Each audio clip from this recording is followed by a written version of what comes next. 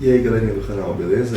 Eu sou Eduardo Tabata e eu vim falar pra vocês sobre a história dos quadrinhos durante a Guerra Fria e a influência delas sobre a Guerra Fria, nos Estados Unidos principalmente. E para isso a gente tem que ter uma base de como seria a história dos quadrinhos até esse momento, certo? E para isso a gente vai estudar desde o começo dos quadrinhos, que é com Yellow Kid, publicado nos jornais de 1897, no final do século XIX, que muitos consideram como o começo dos quadrinhos.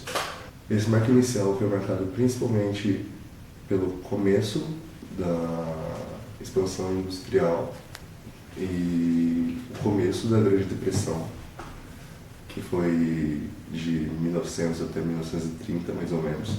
E essa influência dos quadrinhos na vida dos americanos era muito comum. Com o início da Grande Depressão em 1930, muitos americanos começaram a ter depressão emocional por conta disso. O Stephen Kransky diz que vários americanos se voltaram muito para a arte, para os quadrinhos, para a leitura, para a música, filmes até mesmo, para tentar se distrair mesmo dessa Grande Depressão. E até mesmo quem tinha seus empregos ainda nessa época se sentia amedrontado ou até mesmo preocupados mesmo com o seu futuro e com o futuro do seu emprego. E os quadrinhos, portanto, se tornam uma forma de escapismo para esse pessoal durante esses tempos. Ele mostra que os quadrinhos também tiveram alta rentabilidade durante esse período, considerada a Era de Ouro dos quadrinhos, e elas acabam sendo não veiculadas mais apenas por jornais, elas acabam criando meio que sua mídia própria, por meio de graphic novels, por meio de revistas em quadrinhos mesmo. A Era de Ouro dos quadrinhos foi marcada principalmente pelo nascimento do Super-Homem, que a gente conhece como Super-Homem atualmente, da Action Comics, que vem a se tornar atualmente a Detective Comics, que é a DC Comics. Em 1939 surge o Batman como no 27º volume da Action Comics, e junto com esses heróis surgiram vários outros durante a época da Segunda Guerra. E basicamente esses super-heróis foram criados para serem utilizados na campanha norte-americana contra o eixo durante a Segunda Guerra Mundial. Passada a guerra, a influência dos quadrinhos cai e com isso, consequentemente, o teor político dos quadrinhos cai, fazendo uma baixa da temporada de heróis com capa e colã. Isso vai voltar normalmente no pós-guerra, que vai determinar a Guerra Fria. E a Guerra Fria nos quadrinhos é retratada de uma forma bem apocalíptica e bem marcante. Basicamente ele vai expor nos quadrinhos todo o lado cruel da guerra, tipo, todo o estado que os Estados Unidos da América estavam passando por aquele momento, que seria de grande repressão, aumento da criminalidade, perda de força mesmo do Estado por estar atuando em várias frentes, politicamente, economicamente e basicamente na corrida armamentista e corrida espacial contra a União Soviética. Eles levam o comunismo como ameaça ao modo de vida estadunidense, o modo liberto de ser estadunidense. E em 1954, os quadrinhos que já tinham tomado uma nova cara retomam uma cara antiga. A nova cara dos quadrinhos até 1954 fora as histórias de terror e horror produzidas e publicadas com um alto teor, não crítico, mas um alto teor adulto mesmo. Eles eram mais realistas, tinham mostras de corpos, de cenas horripilantes. E em 54, o Frederick Wertham, que seria um psiquiatra da época, publica um livro chamado The Seduction of Innocence, que atribui aos quadrinhos da época, esses quadrinhos de terror, na maior assim, em sua maioria, como causas do aumento da delinquência juvenil na época, e não só da pobreza intelectual também, e do incentivo ao homossexualismo, como pontos para criticar os quadrinhos mesmo. Esse texto dele tinha um caráter supostamente científico e tentava quantificar e ajudar os políticos americanos a eliminar o que feria o jeito de vida norte-americano de ser. Depois desse livro do Wertham, ele, basicamente, o governo dos Estados Unidos cria uma lei chamada Comic Code Authority, e ela vai certificar que as HQs não firam esses ideais norte-americanos e nem interfiram em suas políticas ou através da sociedade de uma forma negativa pró-comunismo. Em 55, com esse Code Authority são criadas diversas regras morais. Dentre elas, algumas são as que impõem que ao fim das histórias o bem deveria triunfar sobre o mal, não conter nenhuma referência ao sexo ou drogas, isso mostra muito uma política antidrogas de Reagan na época, não mostrar sangue ou violência exacerbada, e as figuras de mulheres deveriam ser realísticas e não exageradas. Com esse selo, as editoras se veem obrigadas a extinguir esse tipo de conteúdo das HQs, e com isso ela busca meio que uma parceria com o governo para poder conseguir produzir a arte deles e ao mesmo tempo não ferir e ter o selo do governo para ser vendida nas bancas, já que se a sua HQ não tinha um selo ou se a sua editora não tinha um selo, você não conseguiria vender ela nas bancas. Seria que vendê-las em outros lugares. E na época não tinha muitos meios de veiculação para venda desse tipo de artigo. Nesse quesito, a gente vai ter a criação de vários novos super-heróis nessa época, que seriam o Homem-Aranha, Namor, Tocha Humana, Capitão América, que vão começar a ser reutilizados. A criação de outros como o próprio Homem-Aranha, que eu já falei anteriormente, o Hulk, Quarteto Fantástico, e por aí vai. Cada um deles é um exemplo de um campo em que os norte-americanos estavam disputando com os soviéticos. Por exemplo, o Homem-Aranha é picado por uma aranha radioativa, e isso mostra muito a corrida armamentista nuclear entre as duas potências. O Hulk era físico nuclear, ele acaba sendo exposto à radiação e acaba virando o Hulk, né? Por isso mostra também uma parte da corrida armamentista contra a União Soviética na década de 50 e 60. Já o Quarteto Fantástico mostra mais a corrida espacial mesmo, para chegar na Lua e para sair do nosso planeta, onde o grupo é atacado por um grande piracósmico. Há também a reinvenção de vários outros heróis que já existiam na época, como o Flash, que não tem nada dos seus poderes mudados, mas todo sua psique e seu psicológico é transformado durante essa era dos quadrinhos para ele parecer mais amigável ao ideal americano de ser. As histórias do quadrinho na Guerra Fria, diferentemente da Segunda Guerra Mundial, trazem um teor de luta entre as potências, só que bem mais subjetivo do que durante a Segunda Guerra Mundial contra o eixo.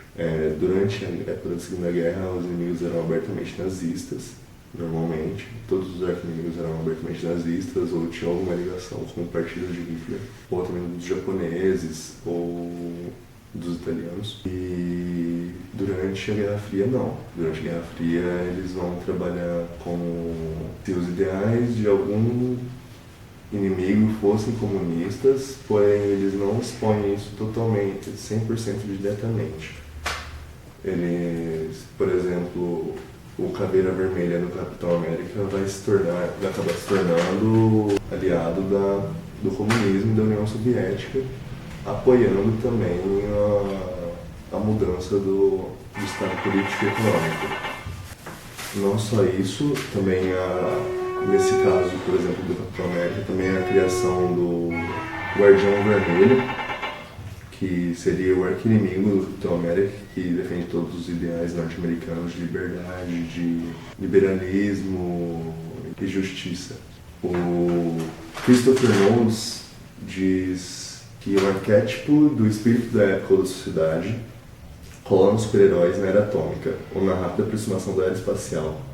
O mesmo conversa com as fobias e aspirações de seu tempo, mostrando uma imagem limpa, arrojada e comunitária da sociedade americana. Os super-heróis científicos confirmam as posições cívicas da época, como um governo forte e centralizado e prosperidade da classe média, onde os vilões da década de 40 são grandes executivos corporativistas gananciosos, brincando com o liberalismo rooseveltiano. Os novos heróis científicos são servos do complexo industrial militar. Ou seja, todos esses heróis que antigamente lutavam contra os corporativistas vão se aliar aos corporativistas atualmente e lutar com eles para prosperar diante da ameaça comunista que vinha. Durante essa época, há muito o nascimento do movimento de contracultura nos Estados Unidos, em 68 mais ou menos. O que seria um movimento de contracultura? O movimento de contracultura seria um período onde os costumes serão largamente questionados, pondo o governo como precursor desses problemas e trazendo todo esse questionamento para a mídia e para todos os lugares possíveis que tinham de veiculação midiática no momento. Seriam eles televisão, seriam jornais, revistas e até mesmo em revistas em quadrinhos. No caso, a gente pode citar que as duas HQs que mais falam sobre a Guerra Fria e os quadrinhos seria Batman, Cavaleiro das Trevas e o Watchmen, que é uma pessoa da DC Comics, mas as duas são de autores diferentes. No início da década de 70 a gente tem o começo da quebra do Comic Code Authority e para isso a gente teria muita influência desse movimento de contracultura em 68 mais ou menos. Com isso, a produção de muitos quadrinhos independentes e undergrounds, que seriam os quadrinhos menos industrializados, feitos com histórias mais trabalhadas mesmo, com enredo voltado para outras coisas sem ser a guerra. Em 70, o código Comic Code Authority passa por reformas, se tornando menos rígido, porém os autores focam mais em outras histórias a partir daí, como Conan, como Tarzan, e os quadrinhos super-heróis passam a ter outra pegada. Eles passam por várias transformações dessa época e acabam tendo um cunho mais político e social, com protestos contra a Guerra do Vietnã e mais tarde contra a Guerra do Afeganistão. A gente pode exemplificar o X-Men, que traz muitos questionamentos raciais devido aos personagens principais serem mutantes e cada um ter um poder específico e serem todos diferentes uns dos outros. Em 75, os X-Men começam a abranger heróis de vários países, como da União Soviética, da África do Sul, da Alemanha. E na década de 80, já passada toda essa fase mais regrada do Comic Code Authority, em 80 ele já é quase extinto. E as revistas passam a ser mais direcionadas ao público adulto, em vez de público infanto-juvenil. E o Batman, Cavaleiro das Trevas, que foi feito por Frank Miller, traz um quadro social muito dúbio e ambíguo. Ele mostra muito desamparos aos marginalizados e esse aspecto normalmente na HQ é mostrado pelos mutantes do HQ, que são na maior parte da HQ os vilões da história. E eles são considerados o lixo da sociedade, os marginalizados. E os próprios mutantes se reúnem em um lixão. E inicialmente o Batman luta contra eles, mas ele vai acabar, entre muitas aspas, catequizando e sintetizando eles, os mutantes, a ele mesmo. e utilizando até do grupo como ajudantes dele no HQ. O segundo texto, o papel dos mutantes na HQ é muito importante porque provavelmente é muito ligado à era Reagan, às políticas sociais da era Reagan, onde elas foram adotadas no meio de uma crise mundial e com as consequências da crise do petróleo em 1939, onde os Estados Unidos se preocupam bem mais com propaganda pro-internacional e para combater a União Soviética prontamente do que com questões sociais e econômicas de dentro do país mesmo, como o aumento da criminalidade e todo o gasto com a corrida armamentista e corrida espacial norte-americana contra os soviéticos acaba desviando a atenção dos Estados Unidos, do governo, para esses pontos e esquecendo da seguridade local, da economia mesmo local, trazendo vários problemas para a população, como desemprego, como violência, como marginalização da sociedade mesmo. O neoliberalismo toma mais força nessa época e nas políticas econômicas da época também, junto com a falta de emprego. Paulo Fagundes Vicentini diz: o último resultado da crise social gerada pela desindustrialização é o aumento quantitativo e qualitativo da criminalidade. Mesmo em um país com maior tradição de violência, como os Estados Unidos, o quadro atual atingiu níveis alarmantes. As novas camadas excedentes, formadas pela dissolução parcial do proletariado, abandonadas pelo Estado e tendo impossibilitado a sua ação política, mergulharam numa criminalidade incontrolável. A passagem do protesto social à delinquência desenfreada permitiu, por outro lado, o desencadeamento de uma repressão crescente. Uma repressão desejada pelos grupos dirigentes e consentida pela opinião pública. A criminalidade é representada pelo grupo dos mutantes, que, como já foi dito anteriormente, e a opinião pública e as redes midiáticas seriam a repressão estatal. A reação policial contra o grupo é notada várias vezes durante o quadrinho.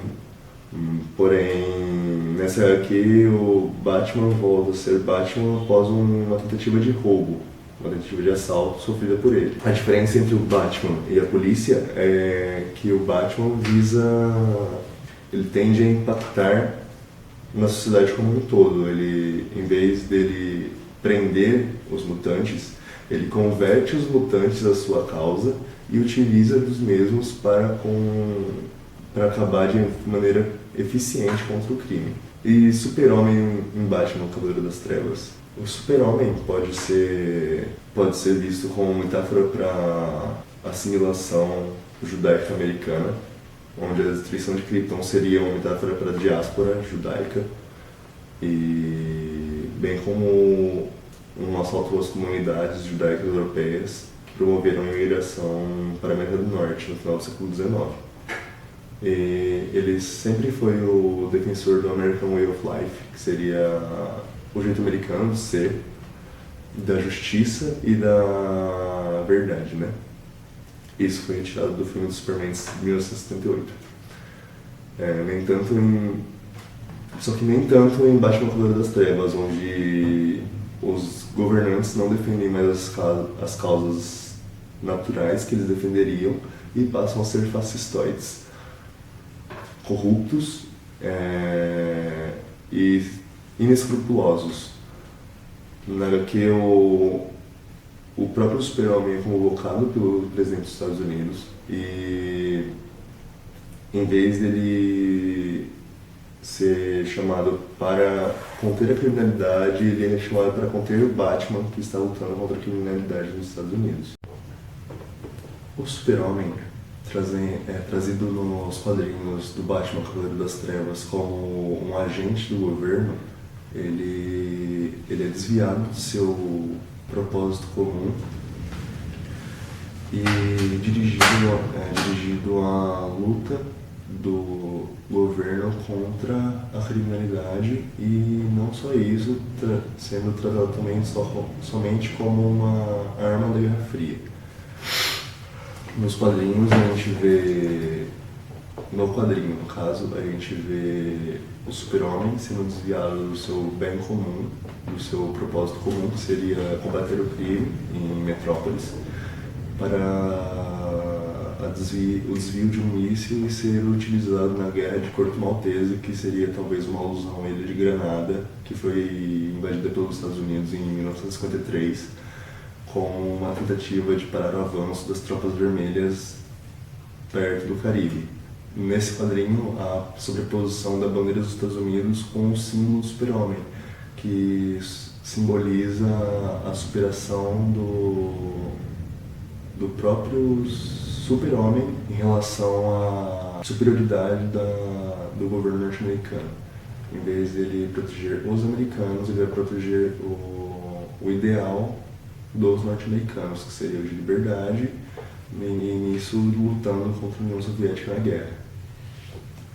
Agora a gente vai falar sobre o quadrinho de Watchmen, que foi publicado em 86 ou 87, entre os diversos personagens de um mundo utópico onde os super-heróis vivem entre nós, meros humanos. Há o questionamento entre se os heróis devem ou não continuar dentro da sociedade e se eles devem ser aceitos ou não.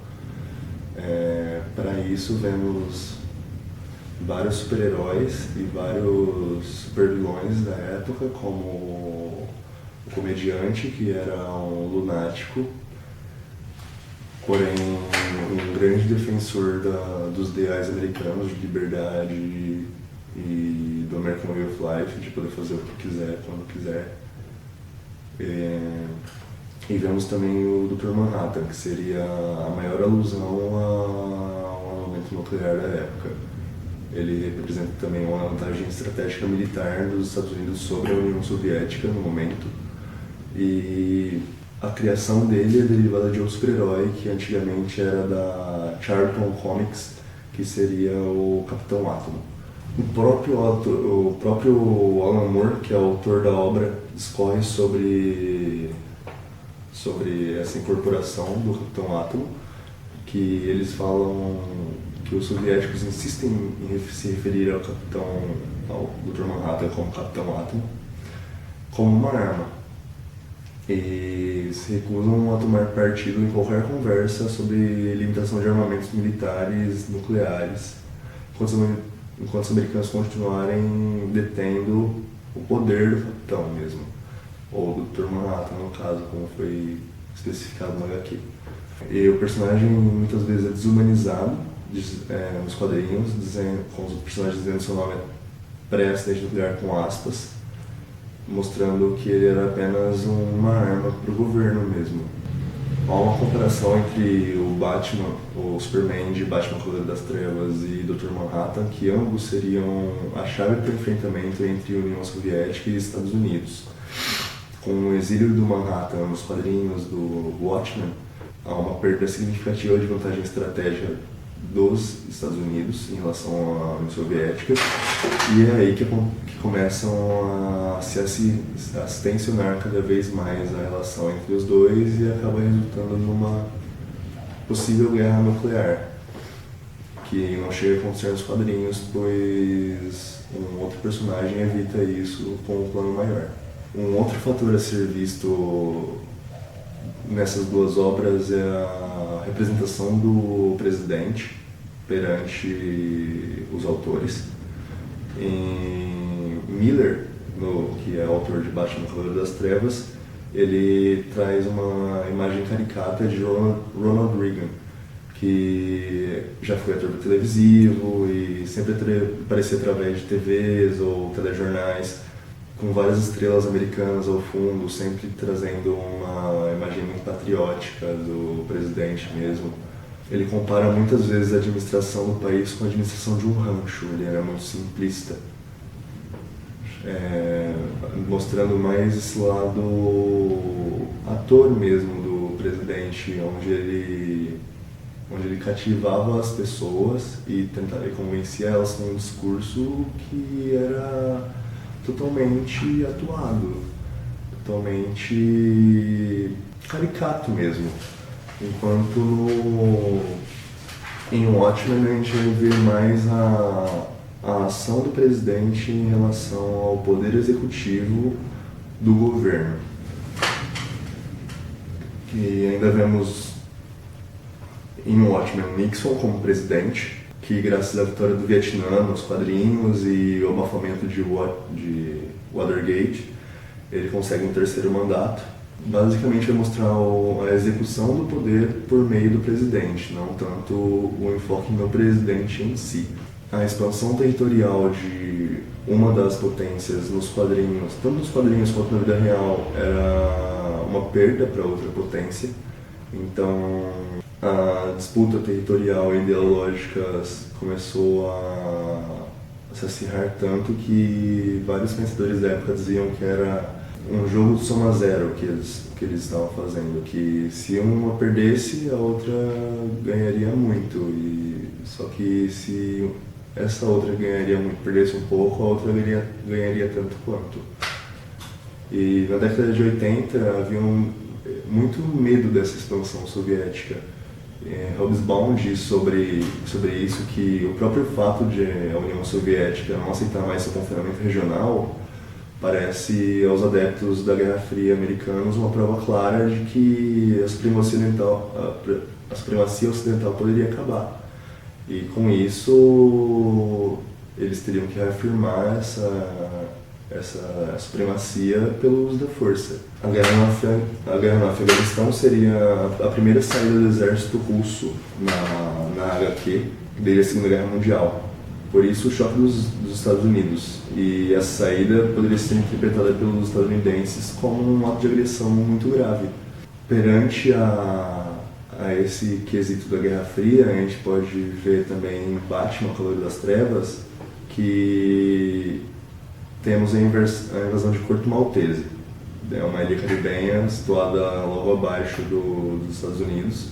Ela seria uma alusão à Ilha de Granada, que foi invadida em 1953, como eu já disse. Basicamente, os Estados Unidos invadem a ilha, retomam a ilha, apoia o poder local, só que eles não conseguem conter a revolução por conta dos soviéticos terem se metido ou se posicionado contra a invasão deles e ter movido tropas para lá. Nisso, nos quadrinhos, a gente tem a Guerra Quente, que seria o confronto direto entre as duas potências. Ocorre um acirramento entre as relações da União Soviética e dos Estados Unidos, mas, apesar disso, tem a retomada de diálogos entre as potências próximos dos anos 80, durante o segundo mandato de Reagan nos Estados Unidos, e a ascensão de Gorbachev na União Soviética. Porém, essa comunicação foi capaz de extinguir a desconfiança de uma possível ameaça comunista. Como Trump, que é um outro pensador da época, diz que os americanos viam qualquer mudança nas políticas soviéticas com receio. Eles eram muito receosos contra as políticas soviéticas e as mudanças nela, porque qualquer coisa poderia acarretar numa retomada do governo soviético. E eles dizem que 4 semanas antes da queda do Muro de Berlim, o principal especialista de Reagan na União Soviética, Richard Pipes, publica um comentário no New York Times, em 9 de outubro de 1989, com o título "Os russos ainda estão chegando", que proclamava que a perestroika de Gorbachev foi uma estratagema cujo objetivo era deixar o Ocidente dormir, enquanto o comunismo soviético podia buscar uma nova onda de expansão global. As armas nucleares nesse quesito têm um suposto papel defensivo, que é muito mostrado via televisão, nos quadrinhos, e também na vida real. E esse papel defensivo seria de barrar qualquer avanço inimigo. As ogivas têm um papel estagnador nas ações, evitando que as potências atuassem muito longe do seu campo de influência e até mesmo para fazer acordos e que significavam que se houvesse algum ataque por uma das partes, a outra retaliaria na mesma proporção. Em Watchmen há um detalhamento maior por trás dos mísseis, mostrando toda a pressão dos assessores do presidente, principalmente dos assessores militares, que seriam uma alusão a um passo em direção à guerra. Também vemos o grande poder dado ao presidente em relação a defesa militar estratégica do país. Há um forte simbolismo nas imagens do próprio quadrinho, onde os códigos de lançamento dos mísseis estão numa bola de futebol americano presa ao punho do presidente, com algemas e muito bem guardada. Esse ataque preventivo seria mais uma de ataque total, que não daria chance de retaliação por parte do rival. Então eles pensavam em fazer um ataque total, só que onde não houvesse retaliação. Iniciam uma tentativa de contagem regressiva para o primeiro ataque em Watchmen e mostra um jornaleiro que incentiva a teoria de um primeiro ataque surpresa contra a União Soviética, que apenas pegasse pontos estratégicos militarmente. E esse discurso cada vez mais alimentava a corrida armamentista. Já em Batman, esse ataque preventivo é mostrado de forma mais simples, onde é mostrado o senador dos Estados Unidos pedindo abertamente para o ataque nuclear em mídia, no caso na TV. Mostra também um senso comum, uma existência de um senso comum dentro da população querendo isso também. Os Estados Unidos e a União Soviética são considerados complexos militares pelo autor, trazendo a criação de toda uma sociedade para isso, somente para isso. Ela imprime as prioridades dela, ela mostra as prioridades dela para a sociedade como um todo. Estando todos engajados nesse enfrentamento, um exemplo disso tudo seria a própria mídia. Ao representar a imprensa nas HQs, a gente vê a própria mídia como uma forma de auto-engajamento durante a própria Guerra Fria, com várias propagandas pró ou contra comunistas e até mesmo pró-corrida armamentista, pró-corrida espacial nos Estados Unidos. E durante o conflito direto, nos quadrinhos estudados, o super-homem seria utilizado como esse poderio militar total dos Estados Unidos. Só que não há uso de artefatos nucleares durante a guerra de fato. Somente aparecem imagens do super-homem batendo nos soviéticos. A ilusão da vitória nos norte-americanos dura a detonação da primeira bomba nuclear por parte dos soviéticos, que mostra que um conflito limitado só levaria a um conflito generalizado. Nisso, essas empresas engajadas, a mídia também engajada com a guerra, seria meio que uma deixa das duas potências para iniciar a própria. E já em Watchmen, um personagem muito importante chamado Ozymandias, que seria o homem mais inteligente da Terra na HQ, ele representa o ideal pacifista de Thompson, onde a ideia de que os pensadores da época conseguiriam se organizar e basicamente extinguir a ideia de uma guerra, evitar a guerra nuclear. E ele traz diversas analogias às falhas de computadores que poderiam ocorrer e simplesmente acabar com o mundo em uma guerra. E depois ele tenta desdobrar essas questões delicadas, passando para a invenção de um plano onde consistiria de fazer um inimigo comum para as duas nações ficarem sem inimizade. Portanto, o plano dele consistia em detonar diversas bombas nucleares em vários pontos estratégicos do mundo, vários pontos importantes como Moscou, Nova York, Washington ou até mesmo dentro da Europa, na Ásia, lugares onde as bombas estavam posicionadas e até mesmo onde tinha muitos centros populacionais, e para os aliens por isso. E nisso encontrar um inimigo comum entre os Estados Unidos e a União Soviética, fazendo com que os dois se unissem contra um inimigo comum e que cessasse a guerra. E, portanto, um perigo iminente de apocalipse nuclear e guerra nuclear. Em Watchmen ainda, eles fazem várias alusões ao relógio do apocalipse, que seria o marco zero da guerra nuclear e a explosão da mesma, trazendo várias vezes o relógio faltando 2 minutos para o fim do mundo, na década de 50, onde as tensões entre Estados Unidos e União Soviética estavam mais acirradas, e se distanciando um pouco, chegando até 5, 10 minutos da meia-noite, que seria o fim do mundo, trazendo assim também uma mostra mesmo de que as relações não estavam mais tão tensas, que estava tudo caminhando para uma tranquilidade melhor, uma tranquilidade maior.